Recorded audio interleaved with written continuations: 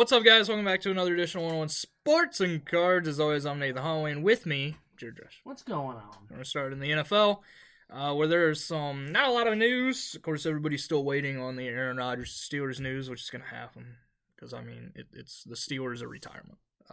But there were some changes to some rules this week. There was one change. There's actually multiple changes. We're not going to get into all of them because most of them don't actually matter. There's also one that could end up happening, but they have postponed actually talking about it. The NFL could ban the tush push. 16 teams are in favor of it. Of course, the Packers are the first team to actually say something about it and bring it up to the league. The Eagles have been using this for the last 2 or 3 years. The teams that are against it are against it because they believe that there's an increased injury risk. There actually isn't really many studies that have shown there's an increased injury risk. Do you think they should ban it? No. Just get better defensively and stop it. I agree with that. The fact that the Eagles are the only good team at doing this, although the Bills have Bills been, are pretty decent. but outside of them two teams, you haven't really seen anybody actually be able to do it as successful as those two. I don't think it's a major thing. There's especially with there being no actual studies of injuries. Like I can't tell you the last time I've seen an injury on it. I know Josh Allen did something a couple years ago because of it, but other than that, you haven't seen Jalen Hurts get hurt with it, and they use it 20 times a game. The NFL did change overtime rules in the regular season where each team will now possess the ball. Of course, they did this a few years ago. For the playoffs, this will now be a regular season thing as well. I love this. You like this? Yeah, this is the way it always should have been. Yeah. It's kind of dumb. Oh, you scored the first time? Oh, the other team doesn't get a chance. They should have done this a long time ago, just like college did, except I wish college would go back to where it doesn't eventually turn into 2-point conversions, and they just, keep playing so we could have, them 80-some-odd to 70-some-odd point games. Yeah. So that would be fun. Moving on to the association, the big news from today, Carmelo Anthony was informed that he will be a first-ballot Hall of Famer. I think everybody knew this was going to happen. One of the best players of his generation went from being the third overall pick in the absolutely loaded 2003 draft class by the Nuggets. Got traded by the Nuggets 2010-11 to the Knicks, where he became an absolute star. Of course, he finished his career never winning a title. He was a 10-time All-Star, 6-time All-NBA player, won multiple medals with Team USA, gold medals with Team USA. So, congratulations to him. Wish he would have been able to get a ring. Either way.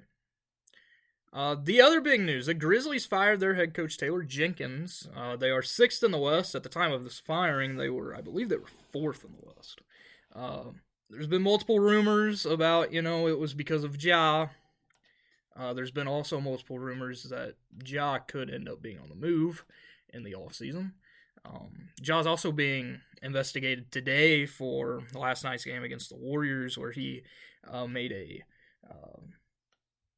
finger gun point at a Warriors player at the Warriors bench, and Adam Silver does not want that in the league. And Ja has, at least it wasn't a real gun, because Ja's had problems with them as well.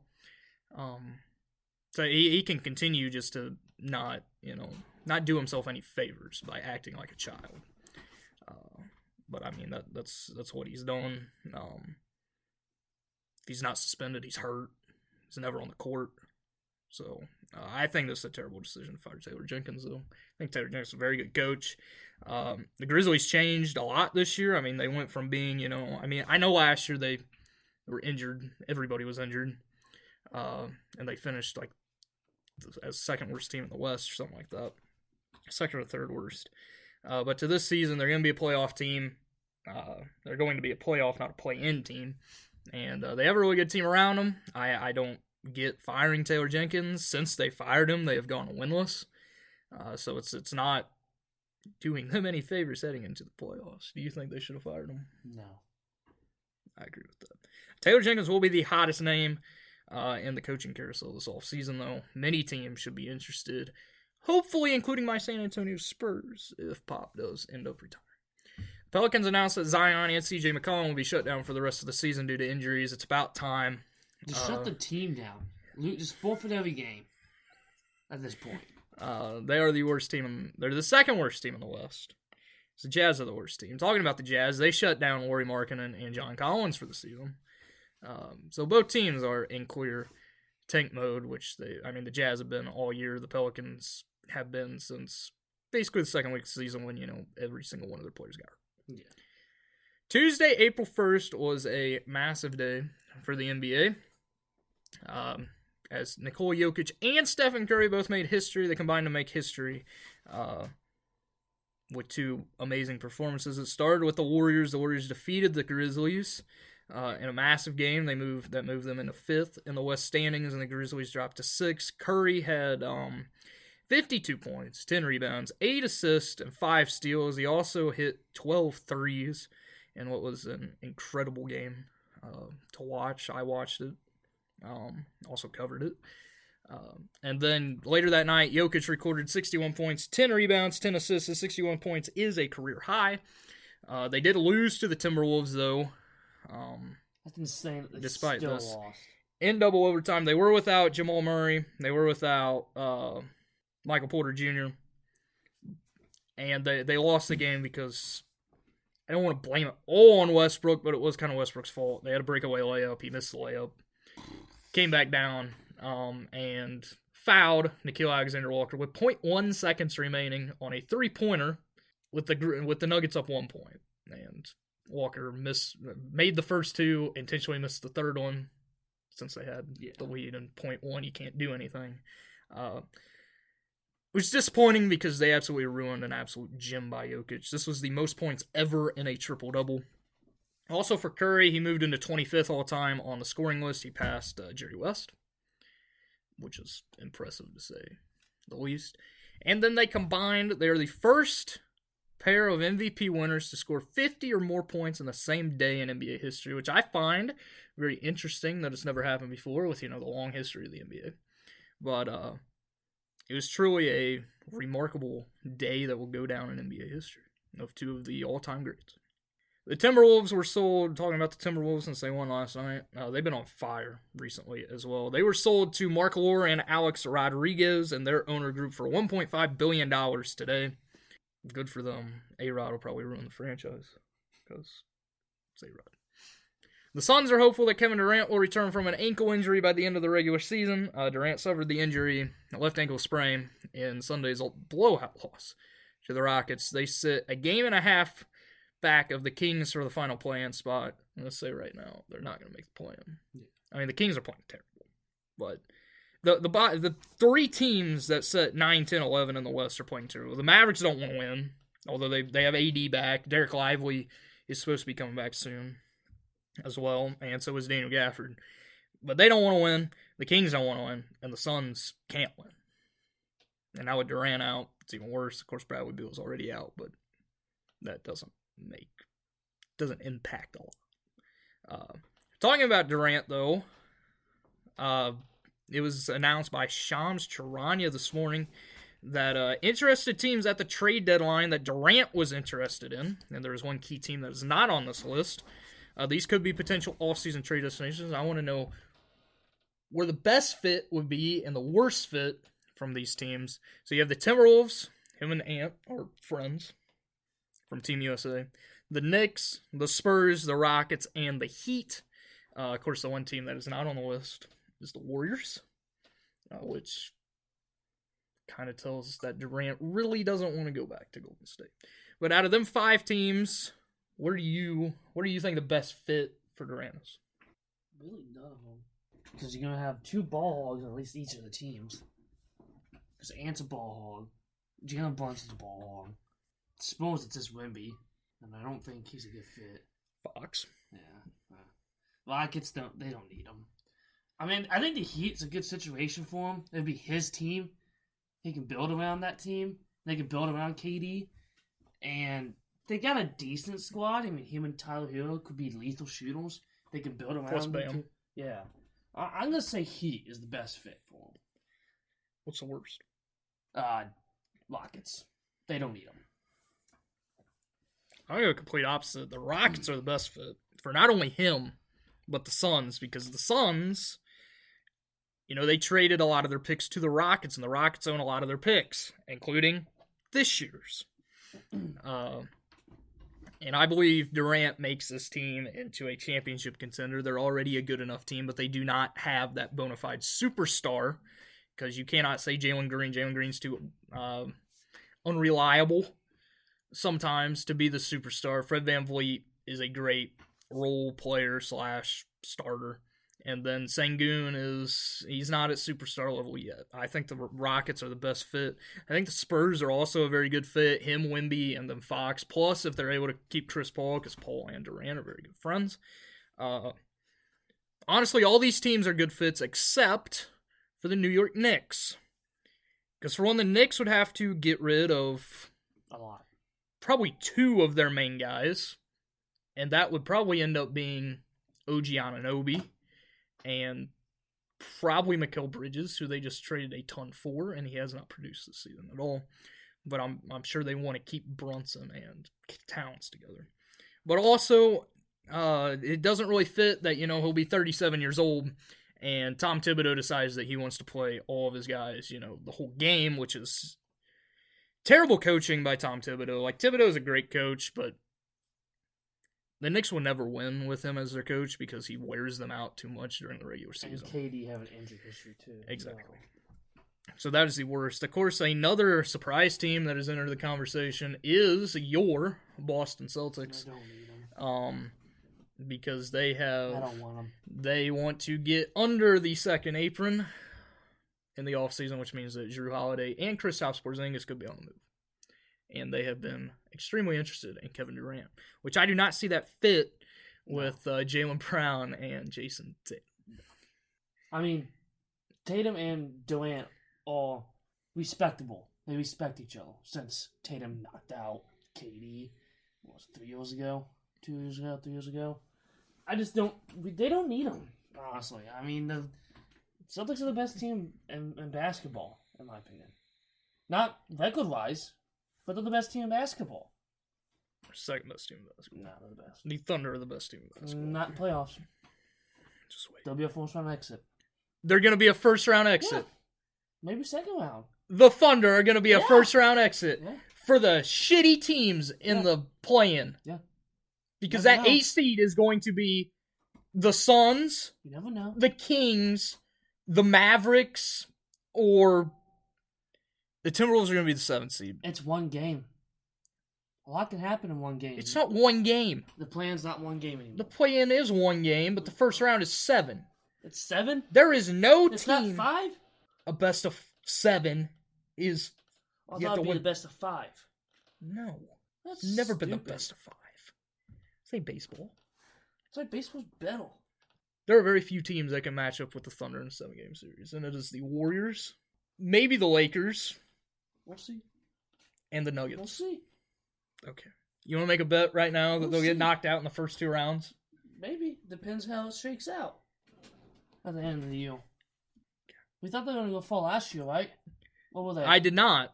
Everybody did. They got eliminated in the second round. I did not think they were the best team in the West last year. Despite them, they were too young. They're still a young team, but they've added veterans in Caruso and Hartenstein, and they also have last year's history with them. Playoff experience, which they needed. We'll see. And Shea's the best player on the floor unless they face off against the Nuggets. We'll see. Against any team, Shea's the best player on the floor, except when they play the Nuggets. We'll see how it shakes out and all the rankings and everything. We have 2 weeks. The Celtics have won 9 consecutive games. They're just 4 games back of the Cavs for the top of the East. You think the Celtics catch the Cavs? I don't think they do either. There's not enough games left. Unless the Cavs continue to suck. They've lost 5 of their last 10 games. And they're playing the Knicks right now. Haven't really looked at the score. But yeah. The Knicks and Pacers both clinched a playoff spot. The Bulls clinched a play-in spot, so that means that they will at least be the 10 seed they'll be a 10 through 7 seed in the East. They cannot make the top 6. More than likely, they'll be the 10. That means that every other team in the East outside the top 10 has been eliminated, including the Philadelphia 76ers, which everybody knew. The Thunder are on a 10-game win streak. The Rockets can clinch a playoff spot tonight with a win. Either way, they'll clinch a playoff spot eventually. That's all for the association. Now on to your favorite sport, baseball. Say it. Say it. What? Baseball. Baseball. There you go. I'm going to do this. I'm just going to, after NBA every week, now we're going to move on to baseball. There you go. Jurickson Profar was suspended 80 games for PEDs. He will now not be eligible for the postseason if the Braves were to make it, which, with how they're playing right now, they may go 0-162 because they haven't won a game. I think we now know why he was good. Because not only did did he do PEDs, but apparently he did steroids because what he was tested for was a drug that helps you build testosterone after taking steroids. Yeah. So this is not a good look for Profar. Even worse look since he just got a huge contract by the Braves. Yeah. Do you have any more thoughts on it? Now we know why he was good for those 2 years. Dude was doping it up. You know, he needs to go back to doing it. No LV. Uh-huh. Some extensions were signed. The Red Sox signed Garrett Crochet to a 6-year extension. Great extension. We all knew that this was going to happen. I mean, they kind of had to after trading what they did for him. Padres signed Jackson Merrill to a 9-year, $135 million extension. It's a lot of money for him to have a 1 year under your belt. We've seen this happen. They have a good rookie year, then they suck complete butt cheeks like Kyle Lewis, who, mind you, is not even in the league anymore. I don't think he's been in the league for about 2-3 years now. I think it's a lot of money. I think that he might have jumped the gun on this one. I'm not saying Jackson Merrill sucks. He's good still. You got to think. This is the same thing that happened last year with the Brewers with Jackson Chourio, except they paid Chourio before he even stepped foot on an MLB field. It's a lot of money. I get you want to lock up your future.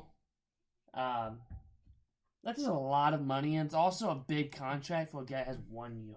But, I mean, it's a good signing. It's just, hopefully it pans out. I think it's a good move. I mean, these teams, if you have the money to spend, you can do it. It doesn't matter how much money you spend. These owners can afford it. Yeah. Doesn't matter. The Diamondbacks signed Ketel Marte to a 6-year, $116 million extension. This is an awesome move for the Diamondbacks. They need Ketel Marte. Nobody knows of Ketel Marte, which is sad. He's one of the best players in MLB every year. But yeah, it's a good ad because they need him. The Red Sox also signed Christian Campbell to an 8-year, $60 million extension.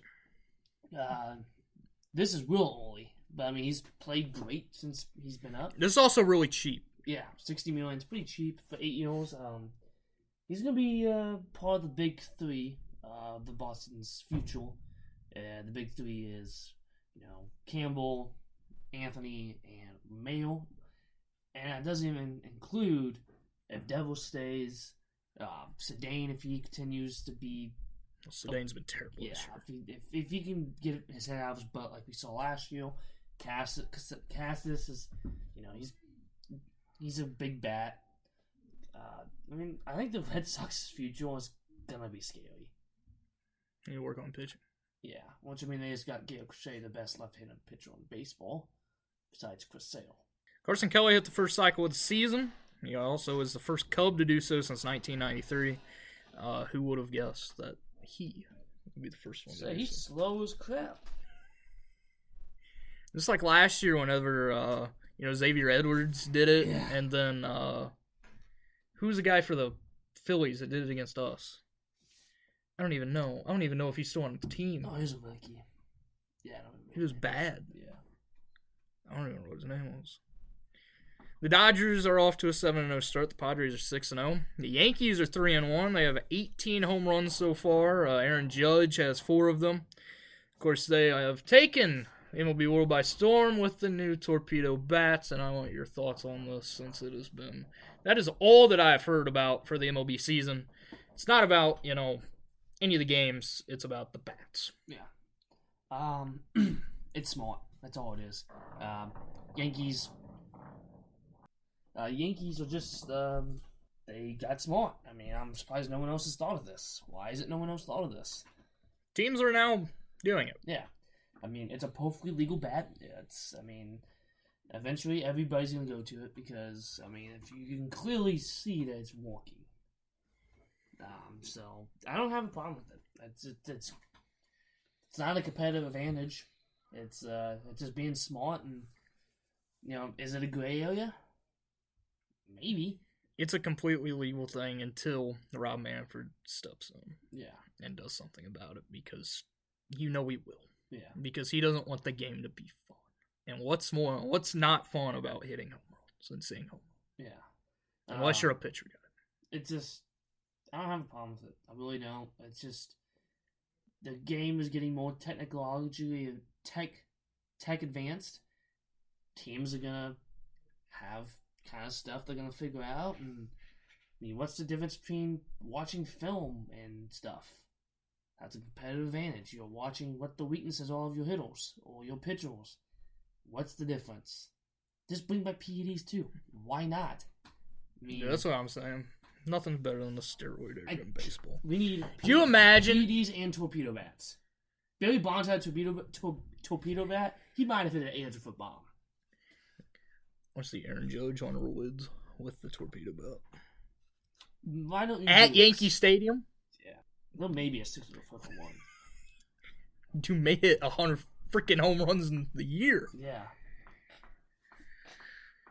On the other side of that, the Red Sox are 1-4. Rafael Devers has had a historically terrible start to the season. He is 0 for 19 with 15 strikeouts. Of course, everything in the offseason was towards whenever they signed Alex Bregman was that he did not want to play DH. Yeah. Do you think that has gotten to him, or he's doing this to show that the Red Sox that he's kind of pissed off? I think it might be a little bit of both. I'm sure he's not happy about the decision. Maybe he's not trying too hard. But I mean, watching some of his at-bats, he's not... He's just swinging the bat. Yeah. So, I don't know. Maybe it's a kind of a thing like, hey, put me back, or I'm going to keep doing this. I mean, the best case scenario for him is that he gets traded. Yeah. And there's many teams out there that would want... A lot. Would give up a lot for him.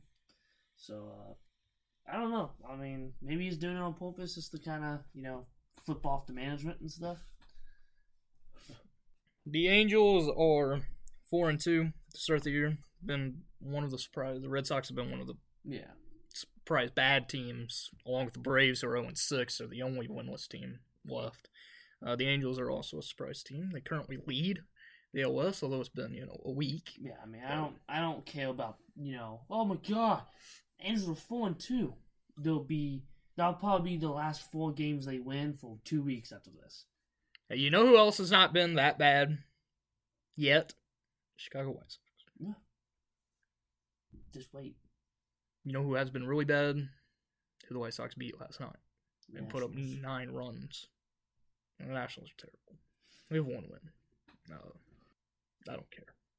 I'm just waiting for us to get Ethan Holiday in the draft. Then maybe we'll get a first pick next year too. Yeah. We'll just keep going. I just gotta say, with all these extensions being signed, the Lerners need to extend James Wood and Dylan Cruz right now. Because if they move them, if they get rid of them, like they did not want to offer Harper, and everybody hates Harper now. Like Harper was the only former National during the opening series that just got booed every time, which I hate. I get that he left, but it wasn't completely his decision. The Lerners did not offer him the money. And with, one of the best players of this generation, you got to offer him money if you want him to stay. Now, he does fit Philadelphia perfectly. Yeah. For many reasons. But you already got rid. Then after Harper, you got rid of Scherzer, Turner, Soto. Can't do the same thing with this young core, or you're going to have no fans left. You got to do something. I'd at least lock up James Wood. I don't know about Dylan Cruz yet. He's looked horrible. Oh, he has. He just swings the bat. Yeah. But he's still... He's a great outfielder, though. Yeah. He might become another Joe Young. That's not what you want out of him. Let's give him time. Now into college basketball, the Final Four is upon us. I didn't even look and see when this begins. Probably like next week. I think it's Saturday, because championship game's Monday. Because they always go to, Final Four begins on Saturday. I like how it doesn't even tell you when the championship game is on ESPN. Good job, ESPN. You always come through. The championship game's Monday, because for some reason college sports loves having their championship games on Monday for absolutely no reason. It's one of the stupidest traditions in sports. Please get rid of it. Make it on a weekend. Yeah. Nobody wants to come home from work and stay up all night and watch. Probably a crappy game. Exactly. And then have to get up early the next morning and go to work. Nobody wants that. Just do it on Saturday. Or do it on Saturdays. Saturdays are college days. There you go. I just fixed your thing for you. So the Final Four. For the men's side, it was Florida versus Auburn. We know who you're picking. Yeah, Florida. I'm also picking Florida. Then Houston, Duke. I'm picking Duke. I'm going to go with Houston. Houston's looked really good. And then you both know our champions. This is Florida, mine's Duke. Yeah. On the women's side, it will be, of course, this is an all number one seed. Men's Final Four. It is not an all number one seed. Women's Final Four, as there's 1-2 seed, which was UConn. So Texas versus South Carolina. South Carolina. Also going with South Carolina. UConn versus UCLA. Ooh, UCLA. I'm going with UConn. Who wins? Championship. South Carolina. I'm going with UConn. Wins it all. Picked USC. Didn't work. Because, Juju got hurt. But it's been a very underwhelming March Madness. Yeah, to say the sucked. least. Hopefully the Final Four lives up and then, championship game. I'd love for it to be Duke, Florida. It's probably the best matchup. Another sportsman, Will Lee picks up his first career PGA Tour win at the Houston Open. The Valero Texas Open is this weekend, and you know what? We're closing in on the Masters. Woo. Can't wait. Denny Hamlin wins at Martinsville. Darlington Throwback Weekend is this weekend. Who wins? I don't remember who's even good at Darlington. Brad Keselowski won this race last year. Yeah.